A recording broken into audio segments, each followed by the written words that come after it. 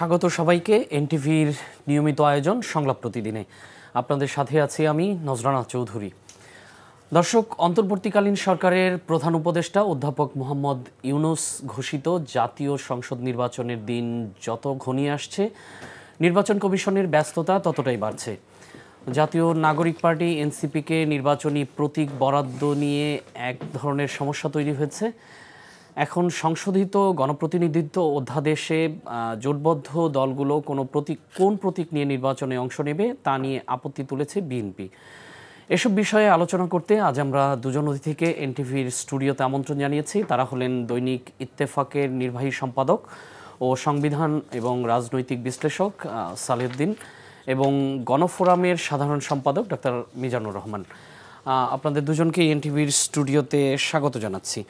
তো নির্বাচন কমিশন নিয়ে কথা বলছিলাম। তো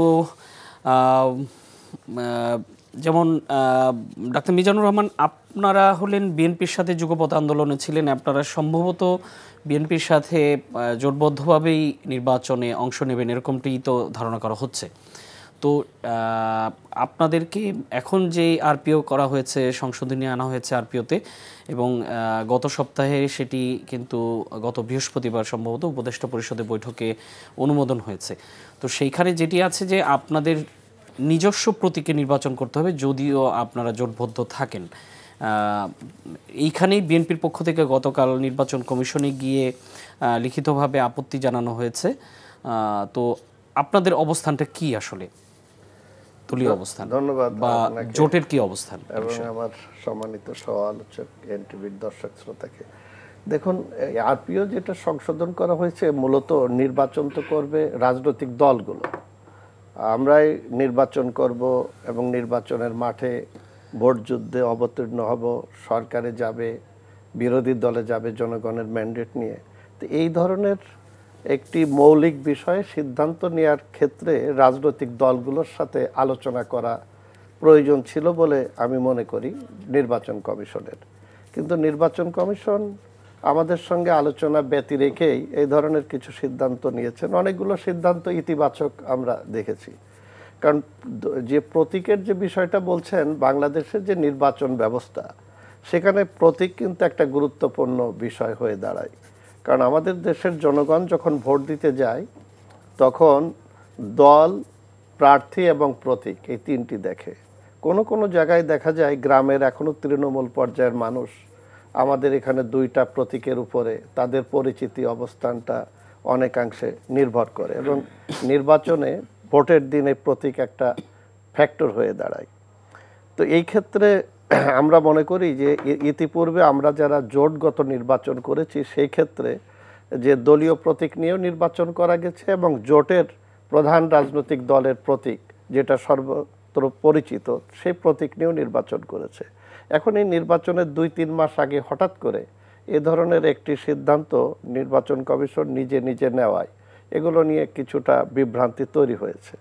তবে একথাও সত্য যে দলীয় প্রতীক, আমরা যারা নিবন্ধিত রাজনৈতিক দল, আমাদের দলীয় প্রতীক নিয়ে নির্বাচন করলে এবং জনগণের কাছে যাওয়া, এটাও কিন্তু অনেকটা ইতিবাচক দিক হয়। আপনি খেয়াল করবেন যে 2018 সালের যে নির্বাচন হয়েছে সেখানে আমরা ঐক্যফ্রন্ট করেছিলাম ডক্টর কামাল হোসেনের নেতৃত্বে, বিএনপি সহ কয়েকটি রাজনৈতিক দল সেখানে ছিল, এবং সেখানে কিন্তু আমরা দলীয় প্রতীকেও নির্বাচন করেছি।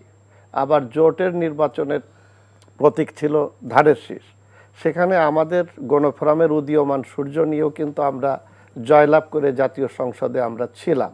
এর মোকাব্বির খান এমপি ছিলেন। এর একটা কারণ আছে, সে কারণটা হলো যখন জোটগত নির্বাচন হয়, যদি কেন্দ্রের যে সিদ্ধান্ত থাকে সেই সিদ্ধান্ত যদি তৃণমূলের বা স্থানীয় রাজনৈতিক নেতাকর্মীরা যদি ইতিবাচকভাবে যদি নেয়, তাহলে কিন্তু এই যে আলাদা প্রতীক এগুলো কিন্তু সেখানে ফ্যাক্টর থাকে না।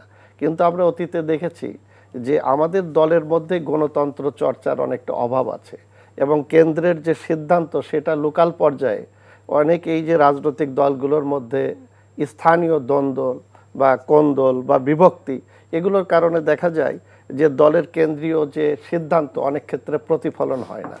সেই জন্যে আমরা যারা কেন্দ্রীয়ভাবে রাজনীতি করি বা সংগঠনের এই যে লিয়াজো করি, এই জায়গাগুলোতে আমাদের কিন্তু মানে একটা সিদ্ধান্ত থাকে, জাতীয়ভাবে আমরা অনেক কিছু চিন্তা ভাবনা করি, কিন্তু এই যে জাতীয় চিন্তা ভাবনার পরে জোটের শীর্ষ পর্যায় থেকে যে সিদ্ধান্ত যায়, সেই সিদ্ধান্তটা আপনার তৃণমূল পর্যায়ে কিংবা স্থানীয় রাজনৈতিক প্রার্থীর উপরে সেটা প্রভাব ফেলতে অনেক সময় বেগ পেতে হয়। এই জন্যই দলীয় প্রতীকটাকে সেখানে বেশি গুরুত্ব দেওয়া হয়।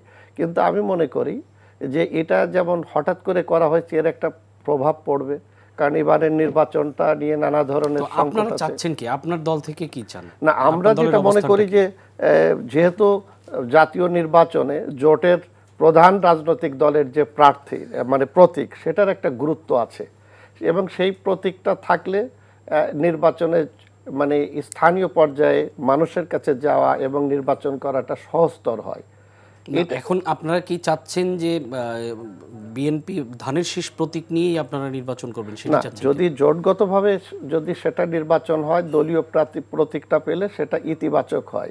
কিন্তু যদি কোনো ক্ষেত্রে না হয়, আমি মনে করি না যে যদি উপরের কেন্দ্রের যদি যে সিদ্ধান্ত, সেই সিদ্ধান্ত যদি স্থানীয় পর্যায়ে যদি প্রতিফলন হয় যথার্থভাবে, তাহলে এটা কিন্তু খুব একটা মানে বাধাগ্রস্ত হয় না। তাহলে বিএনপি কেন চাচ্ছে এটির সংশোধন? না চাচ্ছে, আমরা যারা বিএনপির সাথে যুগপৎ আন্দোলনে ছিলাম বা ইতিপূর্বে আমরা জোটগত নির্বাচন করেছি, সেখানে আমাদেরও একটা ডিমান্ড তাদের কাছে আছে যে সামনে নির্বাচন আর 2 মাস পরে, এখানে প্রতীকটা যেভাবে মানুষের কাছে পরিচিতি এবং ভোটের ক্ষেত্রে যেভাবে প্রভাব রাখে, হঠাৎ করে নির্বাচন কমিশন আমাদের সাথে আলোচনা ব্যতি রেখে এই ধরনের একটা মৌলিক ব্যাপারে সিদ্ধান্ত কেন নিয়েছে, এটা ভোটের রাজনীতিতে কিছুটা হলেও বাধাগ্রস্ত হবে, সেই জন্যই এই আপত্তির একটি কারণ দেখা দিয়েছে।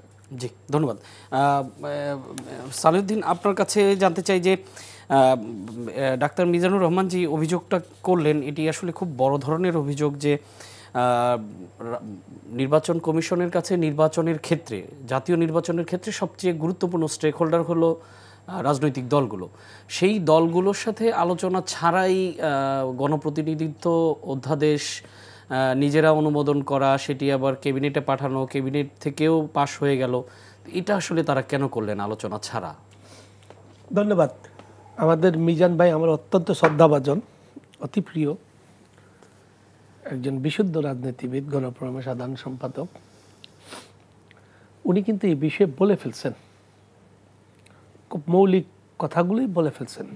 আপনি বাংলাদেশ তো আর আজকে এসে পড়ে যায় নাই, বাংলাদেশের বয়স প্রায় 54 বছর, তাই তো? 54 বছর কিছু কাস্টমস আছে, ওরা জানে না মনে হয়। আমার ইলেকশন কমিশনের প্রতি আস্থা আছে। আমার কাছে মনে হয় যে এবারে ইলেকশন কমিশন যথেষ্ট নিরপেক্ষ একটা হবে, তাদের প্রতি সম্মান রেখে বলি। তারা তো আমলা ছিল, তাদের জানা বুঝার জ্ঞানের ঘাটতি থাকতে পারে, আমারও ঘাটতি আছে, আপনারও আছে, সবারই আছে, কিন্তু ঘাটতি পূরণ করতে হয় ডায়লগের মাধ্যমে। এটা কি খুব বড় ভাবনার বিষয় যে আমার মূল স্টেক হোল্ডারের সাথে আমি আলোচনা করব? সেটাই বলি আপনাকে, অতীতে কখনোই আরপিওর উপরে ইলেকশন কমিশন হাত দেয় নাই রাজনৈতিক দলগুলোর সঙ্গে সংলাপ না করে। খেয়াল করেন, আমি যতদূর শুনেছি যে ওরা রাজনৈতিক সংলাপ করে না, ঐকমত্য কমিশনের সঙ্গে রাজনৈতিক দলগুলোর যে সংলাপ চলছে এটা শেষ হলে তারা করবে, কিন্তু সময় তো কাছাকাছি। তারা একটা শিডিউল ঠিক করতে পারত, ঐকমত্য কমিশনের সঙ্গে আলাপ করে কোন দিন ঐকমত্য, এখন তো ঐকমত্য কমিশন প্রতিদিন মিটিং করতেছে না, হ্যাঁ, এটা আলাপ করে ঠিক করতে পারত। তারা কোনো রাজনৈতিক সংলাপ করে নাই। এই যে আরপিও সংশোধনটা করলো, এই অক্ষমতাই তার থাকে, তাকে দেখে এই ক্ষমতা দিচ্ছে, এখতিয়ার দিচ্ছে। প্রথমত হইল রাজনৈতিক দলগুলোর সঙ্গে আলাপ করবে, সমস্ত রাজনৈতিক দলগুলো বিভিন্ন মতামত দিবে, তারপরে তারা সরকারের, কারণ তারা আরপিও সংশোধন তো তারা করে না, করে তো পার্লামেন্ট, বুঝছেন? যেহেতু এখন পার্লামেন্ট নাই, সরকার একটা অধ্যাদেশ জারি করবে, ঠিক আছে? তাহলে তারা রাজনৈতিক দলগুলোর সঙ্গে আলাপ করবে, একই সঙ্গে সরকারের সঙ্গে আলাপ করবে যে এইগুলো আমাদের একটা নির্বাচন সুষ্ঠু গ্রহণযোগ্য করার জন্য দরকার। তারপরে ইতিহাস জানে না, বললাম যে 1954 সালে যুক্তফ্রন্টের নির্বাচন হয়েছিল এক প্রতীক নিয়ে। বাংলাদেশে বহু সময়ে বিভিন্ন রাজনৈতিক দলগুলো মিলে জোট করে, যুক্ত ফ্রন্ট করে, ঐক্য জোট করে, যাই যে নামই করুক, তারা জোটবদ্ধ হয়। তারা তখন মনে করে আমরা এই ইউনিটির জন্য আমরা একটা প্রতীক নেব, যে প্রতীকটা জনপ্রিয়, যে প্রতীকটা জনগণ চিনে। 54 সালে নৌকানি ছিল, 2018 সালে ঐক্যফ্রন্টের প্রতীক ছিল ধানের শীষ, এইবার 2024 সালে আওয়ামী লীগের সমস্ত অনুসারীরা নৌকা নিয়ে ইলেকশন করছে। এইটা আইনে বলা ছিল যে ওই দল যারা যুক্ত কোনো যদি নির্বাচনী জোট করে, তাহলে সে নিজের প্রতীক নিয়েও করতে পারবে, জোটের প্রতীক নিয়েও করতে পারবে। এটা তো হাত দেওয়ার কি আছে ভাই? এটা কি ইলেকশনের শুদ্ধতা বিশুদ্ধতা, ইলেকশনের ইয়ের মধ্যে কোনো আঘাত হয়? অহেতুক কাজ এগুলা। বরং এইটা ইলেকশন তো একটা প্রচারণা, একটা ঢেউ, একটা জুয়ার ইত্যাদি উঠে। নাহলে আপনি আজকে ঘোষণা দেন, কালকে ভোট করবেন নি, করেন তো না। কেন? প্রার্থীরা যাবে তার প্রতীক নিয়ে, তার বক্তব্য নিয়ে, একটা জোয়ার উঠবে, তারপরে মানুষ ভোট দিতে আসবে, না তো ভোট দিতে আসে না। তো এইটা ভুল করেছে। আমি মনে করি ইলেকশন কমিশন যেমন ভুল করছে, সরকারও ভুল করে ফেলছে। অনুমোদন করে কার সঙ্গে আলাপ করে অনুমোদন করলো? আমরা এই সরকারটা গণ অভ্যুত্থানের সরকার হিসেবে, কিন্তু অতীতে তো কিন্তু সরকার রাজনৈতিক দলগুলোর সাথে আরপিও নিয়ে আলোচনা করে নাই, পার্লামেন্টে না, রাজনৈতিক দলগুলোর সঙ্গে অতীতে সরকার করে নাই। এটা তো কিন্তু অতীতে একটা সরকার ছিল, একটা পার্লামেন্ট ছিল। যেহেতু পার্লামেন্ট নাই, ইলেকশন কমিশন যে আরপিও পাঠাইছে, এই ক্যাবিনেট যখন বিল অনুমোদন করছে, ওটা পার্লামেন্টে গেছে, মানে একটা প্রক্রিয়া ছিল। এখন তো কোনো প্রক্রিয়া নাই। এখন যে লোকগুলা আসছে, এগুলা গণ অভ্যুত্থানের ফসল হিসাবে বিভিন্ন রাজনৈতিক দল অথবা গণ অভ্যুত্থানকারী যে ছাত্র সমাজ, বৈষম্যবিধি ছাত্র আন্দোলনের মনোনয়নে আসছে। তোরা তো কার সঙ্গে আলাপ করে নাই। আমরা আমাদের প্রতিনিধি নিয়োগ করছি, এই যে কয়েকজন উপদেষ্টা, বিশেষ সহকারী, এটা প্রতিনিধি আমাদের। তুমি আমার প্রতিনিধি হইয়া ইউনূস সাহেব বলেন নাই আমার নিয়োগ করতে হয় ছাত্ররা? আমি তোমাদের নিয়োগ করতে, আমরা যারা গণ অভ্যুত্থান করছি, যেসব রাজনৈতিক দল, তুমি আমার সঙ্গে আলাপ করবে না? তুমি কোন জায়গার নবাবজাদা? এগুলা একটা, আমি মনে করি এটা ইচ্ছাকৃত হয় না, হয়তো এটা তারা বুঝার ঘাটতি। তো আমি মনে করি অবিলম্বে এই বিধানটা রাজনৈতিক দলের সাথে আলাপ করুক, অথবা অতীতে যে এই বিধানটা ছিল আরপিওতে, সেটাই থাকুক। সমস্ত রাজনৈতিক দলগুলোর সঙ্গে আলাপ করার পরেই ছিল। এবং বাংলাদেশের কোনো রাজনৈতিক দল এই ব্যাপারে দ্বিমত করে নাই। তুমি কে দ্বিমত করার? তুমি আসছো ভোট করতে, কিভাবে সুষ্ঠু নির্বাচন হবে তোমার দায়িত্ব নেই, এটা বুঝতে পারছি। আর এই সুষ্ঠু নির্বাচনের ক্ষেত্রে তোমাকে রাজনৈতিক দল সহায়তা করবে, আর তুমিও রাজনৈতিক দলকে সহায়তা করবা, ঠিক আছে? রাজনৈতিক দলের ইচ্ছার বিরুদ্ধে গিয়া তুমি এগুলা করতে পারো। কিছু জিনিস করতে হয় যেগুলো জাতির জন্য প্রয়োজন, যেমন আমরা করা হচ্ছে অতীতে, ঋণ খেলাপি, বিল খেলাপি, এগুলো হয়তো রাজনৈতিক দলগুলো, এগুলো নিয়ে কিন্তু আসলে কোনো আলোচনা নাই। ওইগুলো ইলেকশন কমিশন করতে পারে, ওগুলো নিয়ে কোনো আলোচনা নেই। এগুলো জনমত জরিপ করা হয়, এগুলো জন দাবির প্রেক্ষিতে করা হয়। হ্যাঁ, তো যাই হোক, এই বিষয় নিয়ে আর অন্য আলাপ করি না। আর কোনো ইস্যু থাকলে বলে, এটা তো অনেক বললাম। এই যে ইলেকশন কমিশনে আরেকটি বিষয় আছে যে এনসিপির সাথে টানাপোড়েন চলতেছে শাপলা প্রতীক নিয়ে। আজকেও কিন্তু নির্বাচন কমিশনের সচিব তিনি বলেছেন যে এখন পর্যন্ত তার কাছে যে যতটুকু খবর আছে যে তাদের এনসিপিকে শাপলা প্রতীক দেওয়া হবে না, কিন্তু আবার এনসিপি প্রতিদিনই বলে আসছে শাপলা প্রতীক ছাড়া তারা নির্বাচনে। আমি একটা কথা বলি শুনেন, এইটা ইলেকশন কমিশন, এটা একটা বিরোধ তৈরি হয়েছে। ইলেকশন কমিশন আমি মনে করি এটা আলাপ আলোচনার মধ্য দিয়া এটাকে নিষ্পত্তি করা উচিত। এখন তারা যদি এটাকে জাতীয় প্রতীক হিসাবে মনে করে, তাহলে একটা ইস্যু। কিন্তু একটা আলাপ আলোচনা করে তারা তো ভিন্ন শাপলা দিছে। লাল শাপলা বললে কি জাতীয় প্রতীক হয়? আমার জাতীয় প্রতীক কি লাল শাপলা? আমার জাতীয় প্রতীক কি কালো শাপলা? আমার জাতীয় প্রতীক হচ্ছে শাপলা, ঠিক আছে? তো ভাসমান শাপলা, শাপলা শাপলা তো ভাসেই, এখন আমি বলবো যে নৌকাও ভাসে, তাই আমি কি ভাসমান নৌকা বলি? শাপলা। তো ওরা বলছে ঠিক আছে শাপলা জাতীয় প্রতীক, আপনি লাল শাপলা দেন। একটা বিকল্প প্রস্তাব দিছে, তুমি দিচ্ছ না প্রতীক বললা, লাল, তুমি যদি প্রতীকের নাম দাও লাল শাপলা তাহলে একটু হয়। যেমন আমি একটা প্রস্তাব দিই, তুমি এনসিপিকে ডাইকা বলো যে তোমাদের প্রতীক শাপলা শালুক দিয়ে দিই। এটা আলোচনার বিষয়, বা তাদেরকে এটা আলাপ আলোচনা করে একটা সমাধান করা উচিত। কারণ এরা তরুণ প্রজন্ম, এরা গণ অভ্যুত্থান করছে, এরা একটা আবেগ আছে, এই আবেগ থেকে তারা কিছু দাবিও করে, এই দাবিগুলির সঙ্গে তারা আবেগকে যুক্ত করে। আমরা তাদের আবেগকে সম্মান জানাই। আমি মনে করি এটা আলাপ আলোচনার মধ্য দিয়া এটা একটা সমাধান বের করা উচিত। আর একই সঙ্গে আমি এনসিপির প্রতি অনুরোধ করব, ইলেকশন কমিশনের যদি কোনো সীমাবদ্ধতা থাকে এটা যেন তারা বুঝে। এখানে গোয়ার তিমির করার কিছু নাই। প্রয়োজনে তারা আদালতের কাছে যাবে, ইলেকশন গিয়ে। আপনাকে আমি বলি, কাদের সিদ্দিকীর প্রতীক ছিল পিরি, কাদের সিদ্দিকী চাইছিল গামছা। তা আওয়ামী লীগ ইশারা দিয়ে রাখলো যে কাদের সিদ্দিকীকে গামছা দিবা না, তো ইলেকশন কমিশন কখনো দেয় নাই গামছা। কাদের সিদ্দিকী হাইকোর্টে মামলা করছে। আচ্ছা, গামছা প্রতীক দিলে বাংলাদেশের রাষ্ট্রের এবং নির্বাচনী ব্যবস্থার কি ক্ষতি হবে? কিন্তু এগুলো হচ্ছে পলিটিক্যাল। তো কাদের সিদ্দিকী হাইকোর্টে মামলা করছে, হাইকোর্ট বলে দিচ্ছে গামছা প্রতীক দাও। তো ওরাও এটাকে পলিটিক্যাল ইস্যু তারা করবে না, এবং এমন কোনো ইস্যু করবে না যেটা নিয়ে আমরা একটা অনিশ্চয়তার মধ্যে পড়ি। আমি মনে করি দুই পক্ষের আলোচনা করা দরকার অবিলম্বে। এরপরেও যদি তারা মনে করে যে এখানে তার ন্যায় বিচার পায় নাই, তারা উচ্চ আদালতে যাবে। জি, ধন্যবাদ। আমরা একটু ডাক্তার মিজান আপনার কাছে একই বিষয় জানতে চাই যে ইলেকশন কমিশন তো তাদের বক্তব্য প্রতিদিনই বলছে যে এটা দেওয়া যাবে না, তাদের তফসিলে নাই। আবার এনসিপিও প্রতিদিন বলছে যে এই শাপলা প্রতীক ছাড়া তারা নির্বাচনে যাবেই না এবং নিবন্ধনও নেবে না তারা, এবং তারা আদালতেও যাবে না, এবং এটি তারা রাজপথেই সমাধান করবে, রাজনৈতিকভাবেই সমাধান করবেন।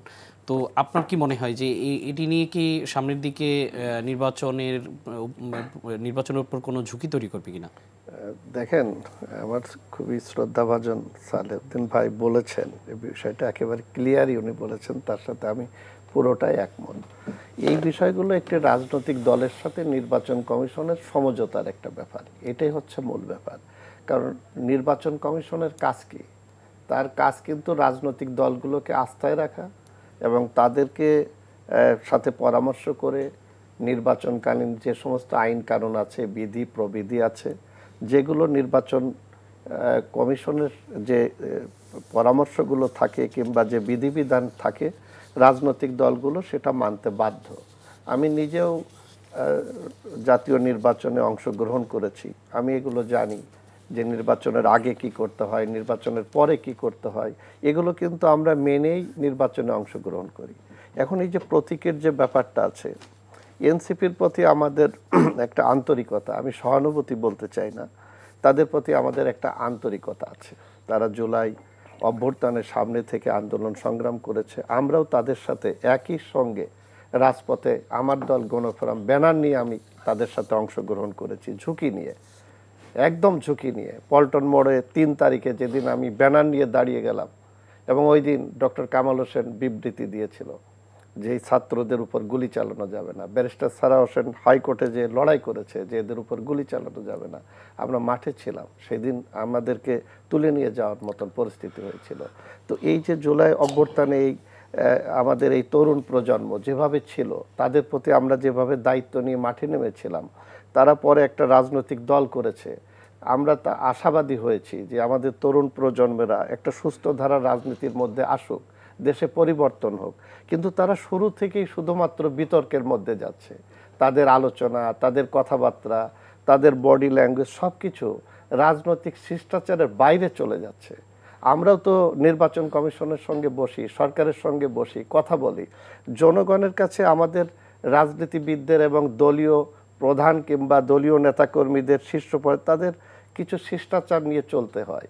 এই জিনিসগুলো আমার এই যে তরুণ প্রজন্মের বন্ধুরা, নবগঠিত রাজনৈতিক দল, তাদের মধ্যে আমরা খুব একটা দেখছি না। কারণ এই যে তারা তো 3টা প্রতীক দিয়ে চেয়েছিল শাপলা সহ, তো একটা প্রতীক এইটা না দিলেই আমার কিছু, আমি নির্বাচন হতে দেব না, নির্বাচন মানি না, এই যে একটা দাম্ভিকতা, এই শব্দগুলো না বলেও তো অন্যভাবে বলা যায়। এতে করে তো আমরা বিব্রত হই যে মানুষের কাছে ভুল একটা মেসেজ চলে যাচ্ছে। দ্বিতীয়ত, নির্বাচন কমিশনের সঙ্গে কয়েকবার তাদের বৈঠক হয়েছে। আমরা মনে করেছি যে আজকের এই বৈঠকে হয়তো এটার একটা সমাধান হবে, কিন্তু ওখানে কি কথা হয় ভিতরে তা জানি না। বাইরে বেরিয়ে দেখি তাদের যে ধরনের কথাবার্তা, এটা আমরা খুব স্বাভাবিকভাবে এটা নিতে পারছি না। আমার মনে করি যে নির্বাচন কমিশন তাদের একটা সীমাবদ্ধতা আছে, যেটা আমার ভাই বলেছেন, এবং সেটার বাইরে তাদের যাওয়াটা এই সময়ের মধ্যে কঠিন হবে। তো ফলে সমঝোতার ভিত্তিতে হতে পারে, আগে পরে একটা নাম দিয়ে। আর দ্বিতীয়ত, হ্যাঁ, আজকেও আমি দেখলাম যে আমাদের পয়সা যেটা, সে পয়সার উপরে শাপলা যেভাবে আছে, তাহলে তো আপনি মুদ্রার উপরে যেভাবে শাপলা জাতীয় প্রতীক, এগুলো তো আপনি রাখতে পারবেন না যদি একটা দলের প্রতীক হয়ে যায়। অনেকগুলো বিষয় কিন্তু এর সাথে সম্পর্কিত আছে, কিন্তু আগে পরে কোনো জিনিস দিয়ে সেটা করা যেতে পারে, এবং এটা সমাধান করা উচিত, কিন্তু ওই ভাষায় না যে ভাষায় এনসিপির নেতৃবৃন্দ বলছে যে আমরা নির্বাচন হতে দেব না, নির্বাচন মানি না, এই জাতীয় কথাগুলো আমাদের আশাটা সমীচীন না। এবং আপনি দেখেন এইটার সাথে আবার জুলাই সনদ নিয়েও তারা একই কথা বলছে। আমি জুলাই সনদ বাস্তবায়নে কি হবে সেটি নিয়ে এখন পর্যন্ত ধোঁয়াশা আছে। আজকেও কিন্তু এনসিপির যারা আসলে এখনো স্বাক্ষর করেনি, এনসিপির নেতা সার্জিস আলম বলেছে যে দায়সারা জুলাই সনদ নিয়ে সরকার নির্বাচনের দিকে যেতে পারে না, এবং তারা স্বাক্ষর করেনি। আমরা জানি যে বাম ঘরানার 4টি রাজনৈতিক দল স্বাক্ষর করেনি এবং তারা করবেও না বলেছে। এবং আমার পাশে ডাক্তার মিজানুর রহমান আছেন, গণফোরামের সাধারণ সম্পাদক, তিনিও কিন্তু 17 তারিখ যেদিন ঘটা করে জুলাই সনদ স্বাক্ষরিত হলো, তারা সেদিন করেনি, করবে না বলেই আগে থেকেই ঘোষণা দিয়েছিলেন তারা। তো তারপরও জুলাই সনদের এনসিপি স্বাক্ষর করেনি, বাস্তবায়নের প্রক্রিয়াটা কি হবে সেটি নিয়ে একটা অনিশ্চয়তা তাদের মধ্যে আছে। তো সালেউদ্দিন, আপনার কাছে জানতে চাই যে আসলেই যেই প্রক্রিয়ায় এগোচ্ছে বা যেই প্রক্রিয়ায় বাস্তবায়ন করা হবে বলা হচ্ছে, সেটি কি আসলেই করা যাবে, না এ নিয়ে কোনো ঝুঁকি আছে সামনের দিনগুলোতে এই সনদের? শুনেন, এটা 3টা অংশ তৈরি হয়েছে। একটা হলো বাম দলগুলো স্বাক্ষর করে নাই, কিন্তু মিজান ভাই এখানে তো ওই ঐকমত্য কমিশনের প্রায় প্রত্যেকটা ইয়াতে মিজান ভাই ছিলেন, এবং একদিন ওয়াকআউটও করেছিলেন। এবং আমারও একটা অধিকার ছিল যে কোনো কারণে হোক আমি মাঝে মধ্যে গিয়ে ওনাদের আলোচনাগুলো শুনতাম, যদিও আমি কোনো রাজনৈতিক দলের সদস্য না। কিন্তু বাম দলগুলো তার যেখানে যেখানে তাদের মত আছে তারা সম্মতি দিছে, যেখানে যেখানে মত নাই তারা নোট অফ ডিসেন্ট দিছে। বিএনপিও নোট অফ ডিসেন্ট দিছে, ঠিক আছে, যে এই জায়গায় আমার আপত্তি আছে। কিন্তু তারা স্বাক্ষর থেকে বিরত থাকলো, এইটা রাজনৈতিক কারণে তারা করছে, এটা তারা করা উচিত হয় নাই। কেন? সেটা কি রাজনৈতিক কারণ হতে পারে? আমি বলছি কি রাজনৈতিক কারণ, এটা ডিটেলস বললে অনেক লম্বা হিসাব যাবে। তাদের এই জুলাইয়ের গণ অভ্যুত্থান নিয়েও তাদের মধ্যে, এদের অনেকে জুলাইয়ের গণ অভ্যুত্থানে অংশ নিচ্ছে, এবং জুলাইয়ের গণ অভ্যুত্থানের পরবর্তী প্রেক্ষিত কী হবে এবং ভবিষ্যতে রাজনৈতিক রূপায়ণ কি হবে, এবং তারা যেহেতু বামপন্থীরা, তাদের এটা অন্য একটা কঠিন ইস্যু। বামপন্থীরা কিন্তু জুলাই গণ অভ্যুত্থানে তাদের তো খুব ভালো পার্টিসিপেশন ছিল। আচ্ছা, যেমন বামপন্থীরা তারা সবসময় তাদেরকে এই কাঠামোগত রাজনীতি, কাঠামোগত ব্যবস্থার বিরুদ্ধে তাদের একটা অবস্থান, ঠিক আছে। আমি যে আসল তো রাজনৈতিক কারণ, কি রাজনৈতিক কারণে তারা স্বাক্ষর করে তারা বলতে পারবে, কিন্তু তারা স্বাক্ষর করলে তাদের কোনো ক্ষতির কারণ ছিল না। কেন? এইখানে ধরেন 64টা বা আরো বেশি, কতটা সুপারিশ 64 না 84 বলে 84টা সুপারিশ। তার মধ্যে তাদের কয়েকটা বিষয়ে আপত্তি আছে। এর মধ্যে মূলনীতির ব্যাপারে আপত্তি আছে, আরো অনেক জায়গায় আছে, কিন্তু সব জায়গায় তো আপত্তি নাই। ফলে যেমন আমাদের জাতীয় প্রতিষ্ঠানগুলো একটা নিরপেক্ষ বডির দ্বারা নির্বাচিত হোক, আমাদের বিচার বিভাগ যেন দলীয় রাজনীতির প্রভাবমুক্ত থাকে এরকম যে, এবং প্রধানমন্ত্রীর মেয়াদকাল 10 বছর ইত্যাদির ব্যাপারে তো মত আছে। তো তারা তো স্বাক্ষর করবে মত এবং অমত দুইটাকে সামনে রেখে, তাই না? কিন্তু তারা স্বাক্ষরটা না করাটা সঠিক হয় না। এটা হলো একটা ইস্যুতে যে আমরা বেশি আলাপ করে তাহলে মূল সময় হারিয়ে যাবে। দ্বিতীয়ত হলো এনসিপি স্বাক্ষর করে নাই, তারা বলছে যেটুকু কাজ হয়েছে তাতে তাদের সমর্থন আছে, তার মানে এটার বিরুদ্ধে না। তারা বলছে এইটা তো হইল, এইটা বাস্তবায়ন কিভাবে হবে, এইটা যতক্ষণ পর্যন্ত পরিষ্কার হবে আমরা গিয়ে স্বাক্ষর করব। আসেন, জামাত স্বাক্ষর করেছে কিন্তু শর্ত সাপেক্ষে। জামাত বলছে এই বাস্তবায়ন পদ্ধতি এবং উচ্চকক্ষে পিয়ার ইত্যাদি বিষয় না থাকলে আমরা স্বাক্ষর প্রত্যাহার করে নেব। ঠিক আছে, তাইলে একটা সংকট এখানে আছে। এই সংকটটা সমাধানের জন্য ঐকমত্য কমিশন রাজনৈতিক দলগুলোর সঙ্গে প্রকাশ্যে এবং অপ্রকাশ্যে আলোচনা চালিয়েছে, এবং বাংলাদেশে যারা আইন বিশেষজ্ঞ তাদের অনেকের অভিমত তারা নিয়েছে। তারা আমার ধারণা আজকালের মধ্যে আজকেই চূড়ান্ত করার কথা। সর্বশেষ কি খবর আমি এখনো খোঁজ নিতে পারি নাই, কারণ তাদের মিটিংটা ছিল, মিটিং শেষে তারা যমুনায় গিয়েছিলেন প্রধান উপদেষ্টাকে অভিহিত করার জন্য। এখন মূল কথাটা হলো আপনার বাস্তবায়নের কয়েকটা প্রক্রিয়া ঠিক হয়েছে। একটা হলো এই জিনিসের বৈধতা কীভাবে হবে। এই যে সাংবিধানিক ঘোষণা বলেন বা একটা আদেশ বলেন, এই আদেশটার বৈধতা কী হবে, কারণ এই আদেশটা বাংলাদেশের আইন এবং সংবিধানের উপরে চলে যাচ্ছে, তাহলে তার একটা বৈধতা লাগবে না? বাংলাদেশে কিন্তু অতীতে আইন এবং সংবিধানের উপরে রাজনৈতিক দলগুলোর যৌথ ঘোষণা প্রাধান্য পাইছিল। আপনাকে বলে দেই, 90 সালে 3 জোটের রূপরেখা সংবিধানের কয়েকটা অনুচ্ছেদের উপরে প্রাধান্য পাইছিল। তার মানে কি, এই তৎকালীন সময় এই 3 জোট মানে হচ্ছে সারা বাংলাদেশ, মানে জনগণের অভিমত এখানে আছে। আমাদের সংবিধান বলছে প্রজাতন্ত্রের জনগণের অভিপ্রায় হচ্ছে প্রজাতন্ত্রের সর্বোচ্চ আইন, মানে সংবিধান জনগণের অভিপ্রায়। এটা একজন বিচারকের অভিপ্রায় বা একজন এমপির অভিপ্রায় বা একজন রাজনৈতিক নেতার অভিপ্রায় না, এটা সম্মিলিতভাবে জনগণের অভিপ্রায়।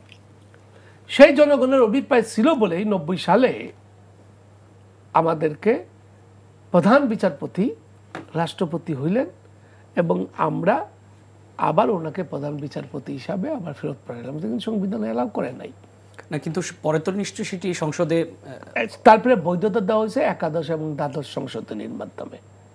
হ্যাঁ, রাষ্ট্রপতির ফেরা আর সংসদীয় রাজনীতি দুইটা আসলো।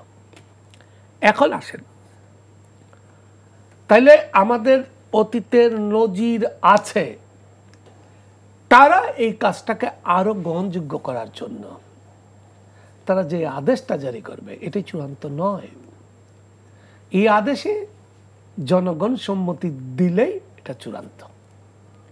তার মানে এটা, এই আদেশটা জনগণের সম্মতি সাপেক্ষে চূড়ান্ত। তাহলে গণভোটের মাধ্যমে যদি জনগণ সম্মতি দেয়, এটা আরেকটা ইস্যু হলো কি, জনগণের সম্মতি যদি দেয় তাহলে কোনো রাজনৈতিক দল এই সম্মতির বাইরে যেতে পারবে না। জনগণের সম্মতি বলতে কি বোঝাচ্ছেন? জনগণ যদি বলে যে পিয়ার উচ্চকক্ষে পিয়ার লাগবে, জনগণ এতগুলা 84টা পয়েন্টে ভোট দিবে তারা? না।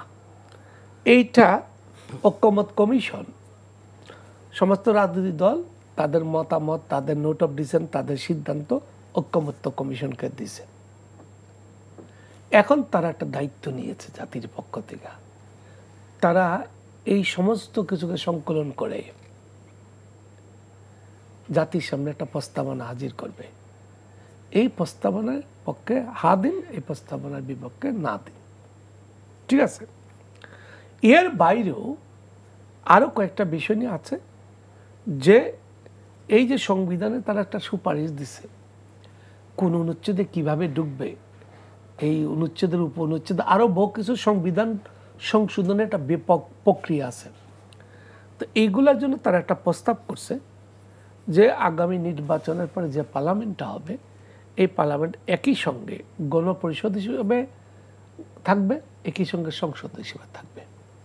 যেমন সকালের অধিবেশন সরকারের সংসদ, বিকালের অধিবেশনে গণপরিষদ, মানে সকালের সংসদ মানে এলো সরকার পরিচালনার যত কার্যক্রম এখানে এটা চলবে, বিকালে চলবে মানে তারা এটা এই কারণে দেখাচ্ছে যে আমরা রাষ্ট্র পরিচালনার জনগণের প্রতিনিধির হাতে দিয়ে আমরা চলে যাচ্ছি, আমরা বিলম্ব করতে চাই না। অত যষ্ট বিলম্ব হয়েছে, এই জন্য একটা থাকবে সংসদ, একটা থাকবে গণপরিষদ, ঠিক আছে।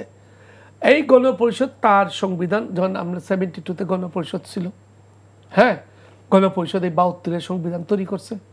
এখন কিন্তু আমরা যে সংবিধানটা বানাচ্ছি এটা কিন্তু 72-এর সংবিধানের স্বাধীনতার ঘোষণাপত্রটাকে মেনে তার পুনর্লিখন হইতে পারে, মানে কোন সংবিধান, ওই 72-এর সংবিধান, তার পরিমার্জন হইতে পারে, ব্যাপক মাত্রায় পরিবর্তন হইতে পারে, কিন্তু বাতিল না, কিন্তু মনে রাখবেন।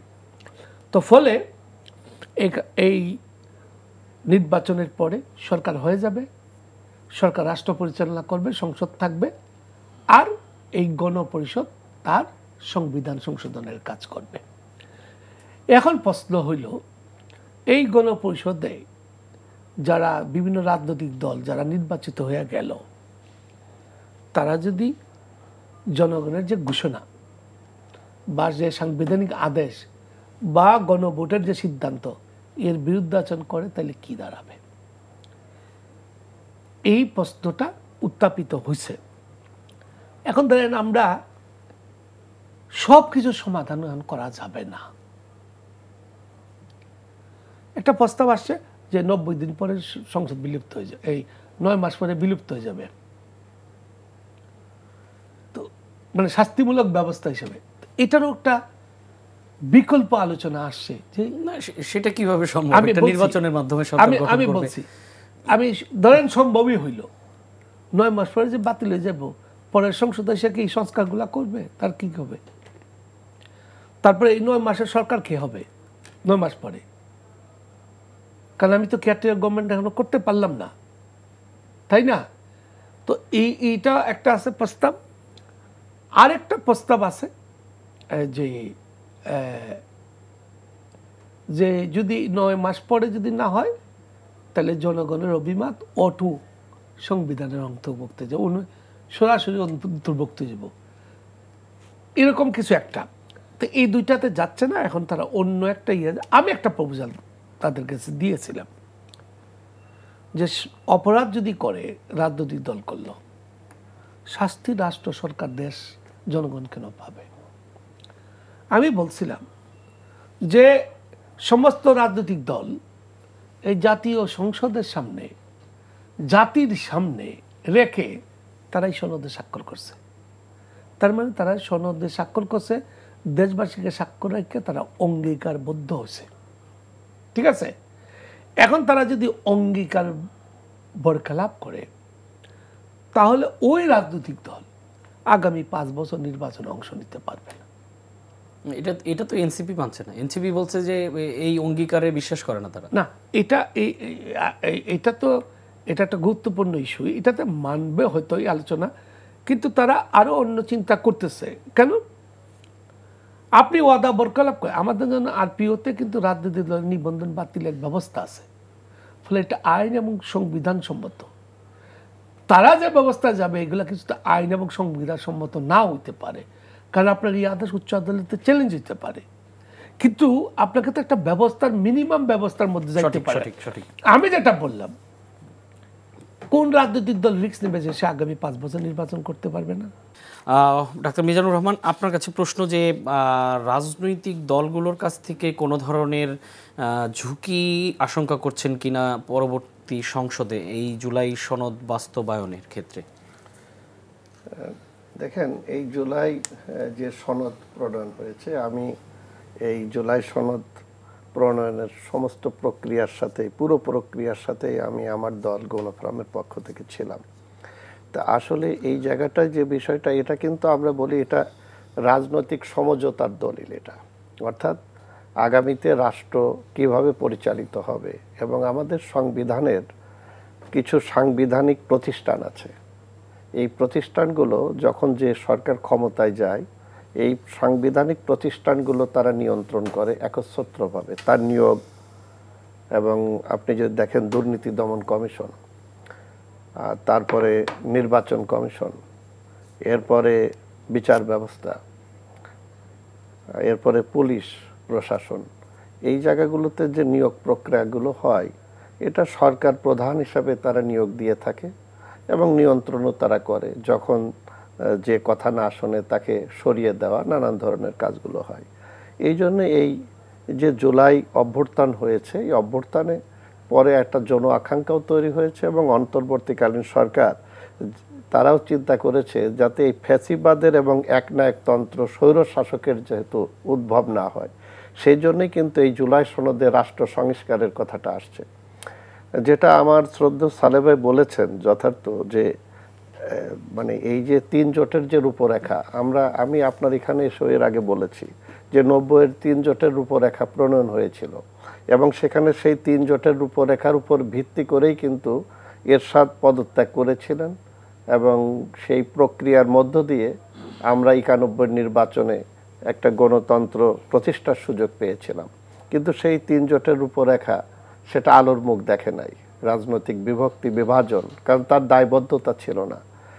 এরপরে আবার দেখেন 2024-এ এত রক্তপাত হলো, শুধুমাত্র একটি স্বৈর শাসক, এক ব্যক্তি কেন্দ্রিক শাসন ব্যবস্থা, এবং কর্তার ইচ্ছায় যা আদেশ হবে তাই মানতে বাধ্য হবে। এই অবস্থার তো একটা পরিবর্তন জুলাই অভ্যুত্থানের মধ্য দিয়ে মানুষের কাছে মেসেজটা চলে গেছে। এই জন্য আমরাও কিন্তু যারা ক্রিয়াশীল রাজনৈতিক দল, আমরাও চেয়েছি এখানে পরিবর্তন হোক, কিন্তু সংকট একটি জায়গায়। কারণ রাষ্ট্রের সর্বোচ্চ আইন হলো সংবিধান, এবং মুক্তিযুদ্ধের মধ্য দিয়ে একটি প্রক্রিয়ার মধ্য দিয়ে কিন্তু আমরা এই সংবিধান প্রণয়ন করেছি, এবং পৃথিবীতে যে কয়টি গণতান্ত্রিক কিংবা ভালো সংবিধান বলতে আমরা বুঝি, তার মধ্যে কিন্তু বাংলাদেশের সংবিধানও অন্যতম। এখন সংবিধানের তো কিছু কিছু ঘাটতি থাকতেই পারে, সময়ের প্রয়োজনে জন আকাঙ্ক্ষা অনুযায়ী সংবিধান পরিবর্তন হতে পারে, মানে সংশোধন হতে পারে।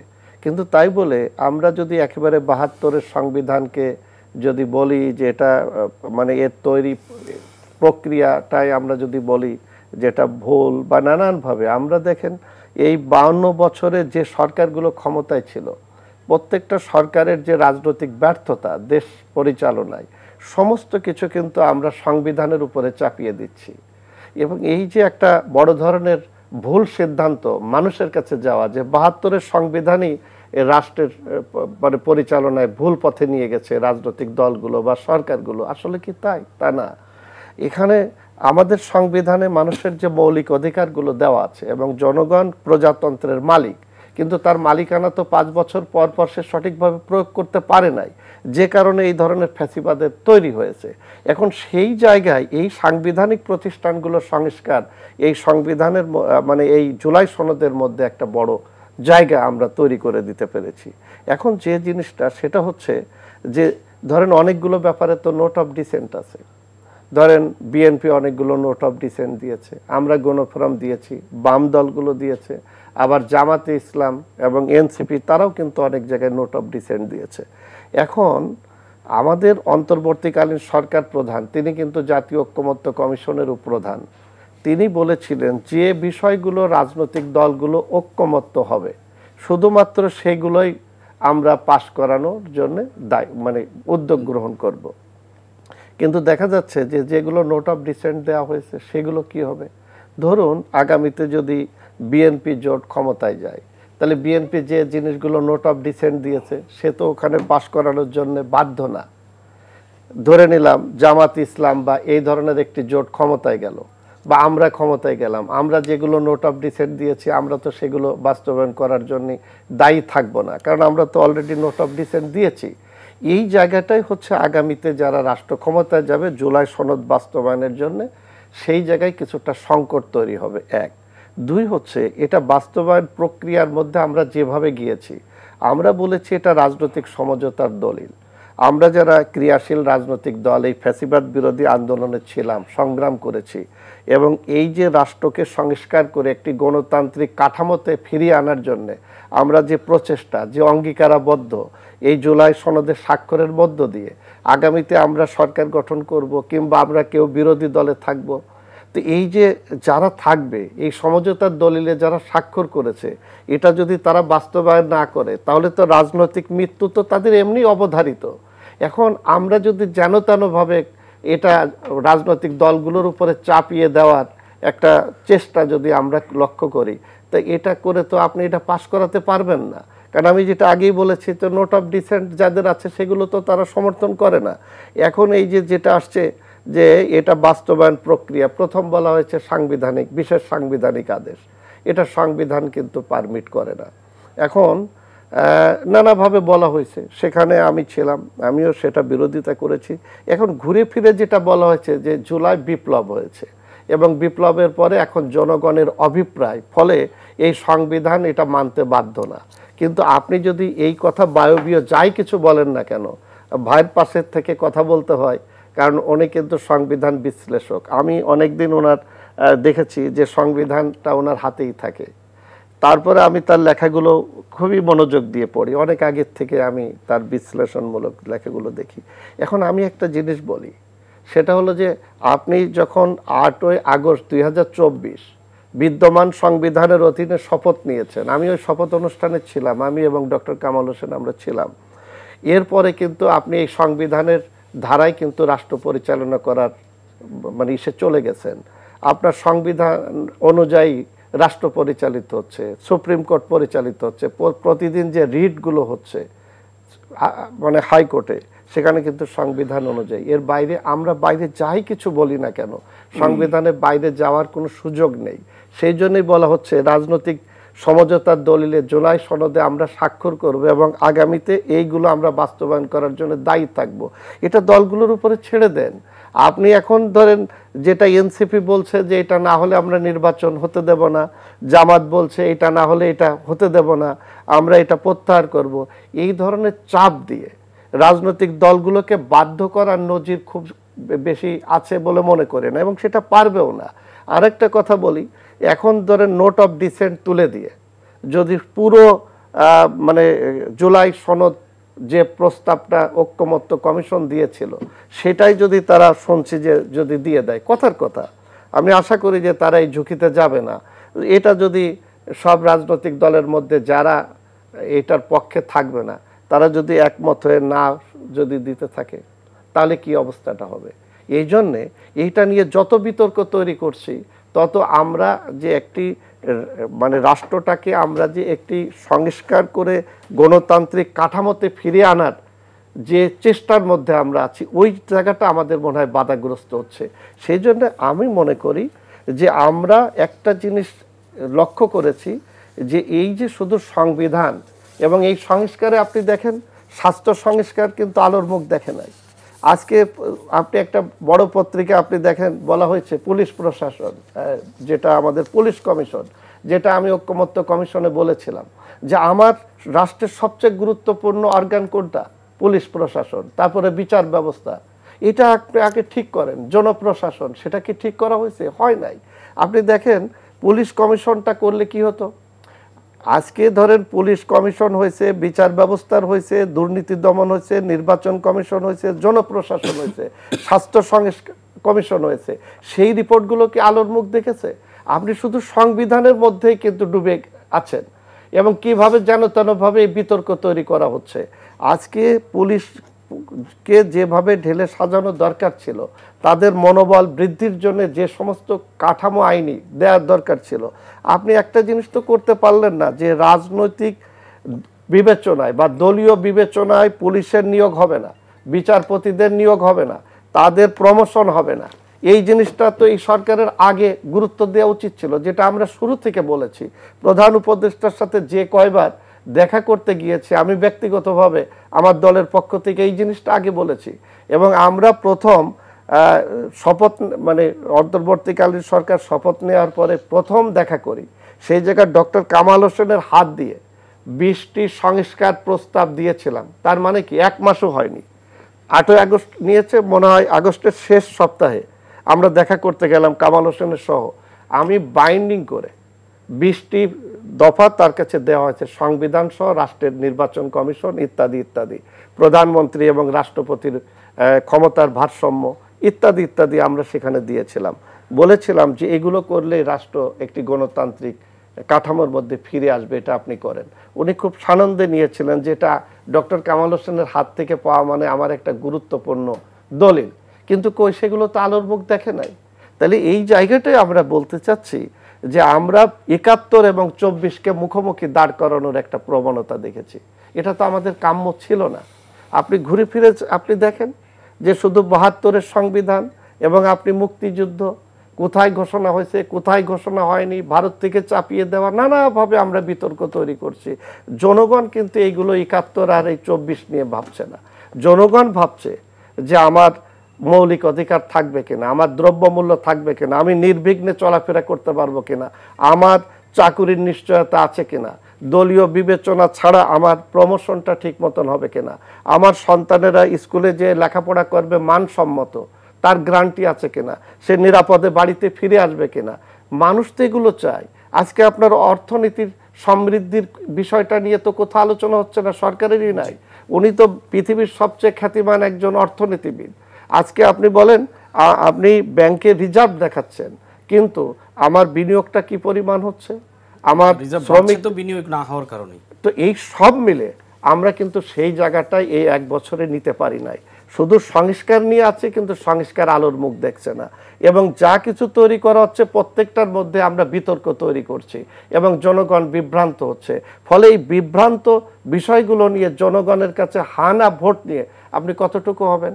শেষ একটা কথা বলি, যে এই যে ধরেন আপনি না ভোটে যাচ্ছেন, আমরা প্রথম গণভোটে রাজি ছিলাম না। আমরা বলেছিলাম সমঝোতার দলিল, আগামী সংবিধানে সংসদে এটা কার্যকর করার জন্য আমরা অঙ্গীকার করি। কিন্তু গণভোট বলা হলো, শেষ পর্যন্ত আমরা মেনে নিলাম। আমরা কিন্তু গণফোরামের পক্ষ থেকে যা যা না করেছিলাম পরে অধিকাংশ হা করেছি। কিন্তু এই যে গণভোটে আপনি যাবেন, নোট অফ ডিসেন্ট কি করবেন এবং এতগুলো ফিরিস্তি নিয়ে জনগণের কাছে কিভাবে তার বোঝার সুযোগগুলো থাকবে।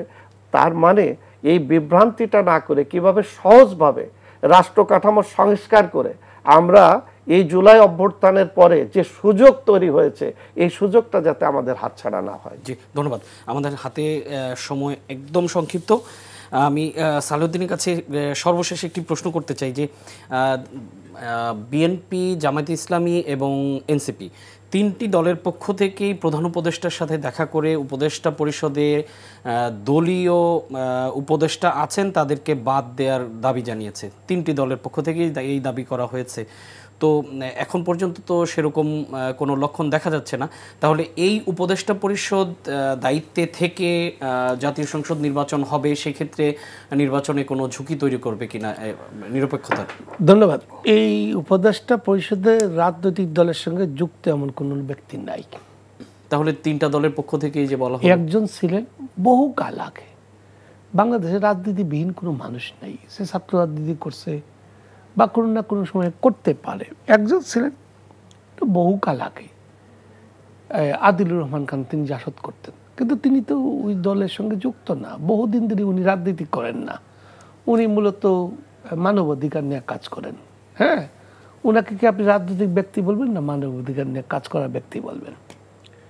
এই উপদেষ্টা পরিষদে কোনো রাজনৈতিক দলের সাথে সংশ্লিষ্ট ব্যক্তি নাই। হ্যাঁ, সহানুভূতিশীল মানুষ থাকতে পারে, মানে রাজনৈতিক দলের সে তো ভোট দেয়।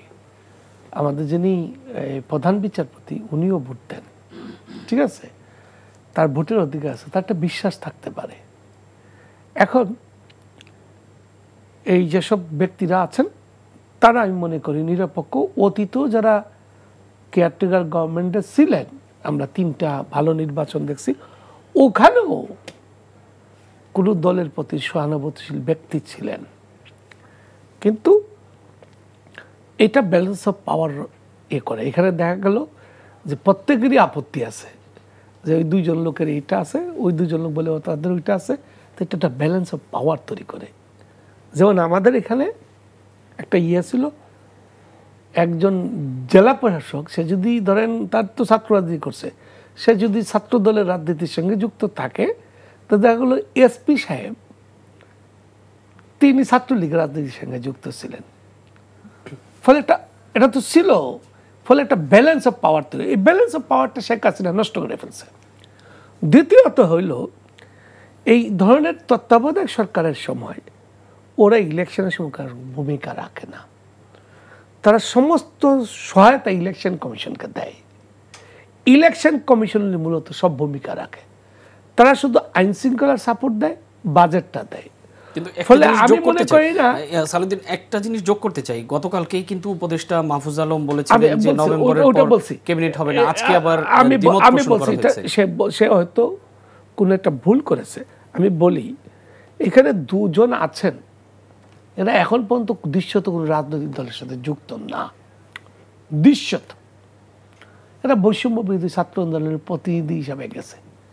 এরা কিন্তু এনসিপির প্রতিনিধি হিসেবে যায় নাই। কিন্তু এটা সবাই বুঝে যে বৈষম্য বিরোধী ছাত্র আন্দোলনে এনসিপি একই সূত্রে গাঁথা, এবং তাদের সঙ্গে ওই রাজনৈতিক দলের যোগসূত্র আছে। এবং আমার ধারণা তারা নির্বাচনের তফসিল ঘোষণা হইলে আমার ধারণা তারা পদত্যাগ করবেন। তো মাহফুজ সেই কারণেই ভাবছেন যে নির্বাচনে নভেম্বরের পরে ডিসেম্বরে তো তফসিল ঘোষণা হবে, তখন উনি থাকবেন না। হ্যাঁ, আজকে উপদেষ্টা পরিষদ, প্রধান উপদেষ্টার কার্যালয় থেকে এই ব্যাপারে একটা পাল্টা বিবৃতি দিয়ে একটা পরিষ্কার করা হচ্ছে যে যতক্ষণ পর্যন্ত একটা নির্বাচিত সংসদ না আসবে, সরকার আসবে, ততক্ষণ তারা বহাল থাকবেন। এবং তখন ক্যাবিনেট বসে, ক্যাবিনেট জাস্ট নির্বাচন কমিশনকে সহায়তা করা আর রাষ্ট্রের দৈনন্দিন কাজ পরিচালনা করার জন্য বসে। হ্যাঁ, তো মাহফুজ সেইটাই হয়তো বলছেন, হয়তো বলতে গিয়ে হয়তো কোনো একটা তার শব্দের মধ্যে কোনো একটা ভ্রান্তি হইতে পারে, এই আর কি। আচ্ছা, আর আমি এক কথায় শেষ করে ফেলি। আমার একটা ইচ্ছা হলো যে উচ্চকক্ষে যে পিআরের দাবিটা, আনুপাতিক হারে উচ্চকক্ষ, এইটা আমি আশা করব বিএনপি যেন এটা মেনে নেয়, তাহলে একটা বড় জটিলতার অবসান হবে।